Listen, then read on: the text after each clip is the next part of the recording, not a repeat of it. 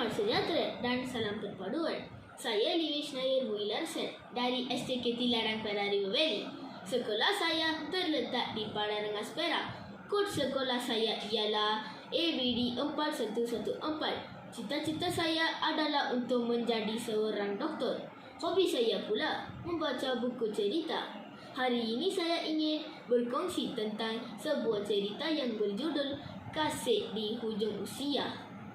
Penulis cerita ini ialah Hakimi Muhammad. Cetakan pertama cerita ini ialah pada tahun 2004 yang diterbitkan oleh Cipta Publishing. Terdapat 48 muka surat dalam buku ini.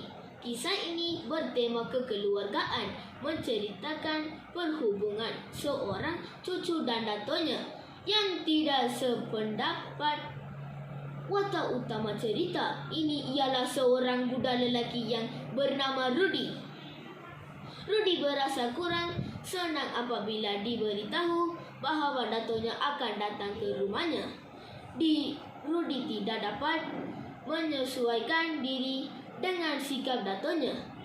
Akhirnya datuk merajuk dan tidak mahu bercakap dengan Rudy lagi.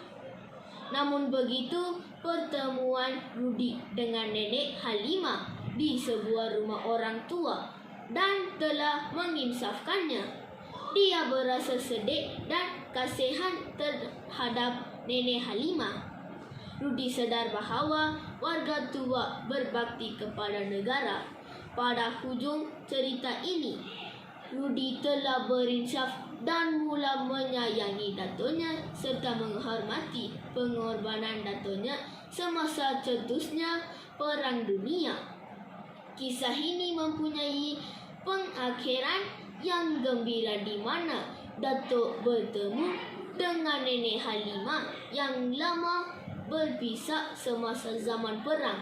Akhirnya datuk dan Nenek Halimah ingin berkahwinan dan Rudy berasa sangat gembira kerana dapat menjaga datuk dan Nenek Halimah.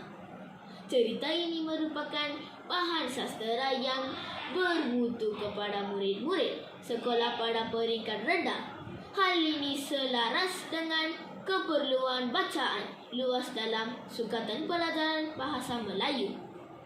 Bacaan luas boleh dijalankan dengan menggunakan bahan bacaan sastera seperti buku ini supaya murid-murid dapat menimba ilmu pengetahuan sekaligus membentuk peribadi yang mulia. Hal ini disebabkan cerita yang dipaparkan dalam buku ini mempunyai unsur-unsur moral sebagai panduan hidup. Selain itu, bahasa yang digunakan dalam buku ini adalah ringkas dan mudah difahami serta kaya dengan unsur-unsur sastera, misalnya simpul bahasa, perbandingan, bahasa kiasan dan sebagainya. Diharapkan dengan membaca buku ini, budaya membaca dapat diterapkan dalam jiwa murid-murid. Dapat peringkat rendah seperti saya, kata orang melentur, buluh biarlah dari sebetulnya. Sekian sahaja daripada saya. Jumpa lagi.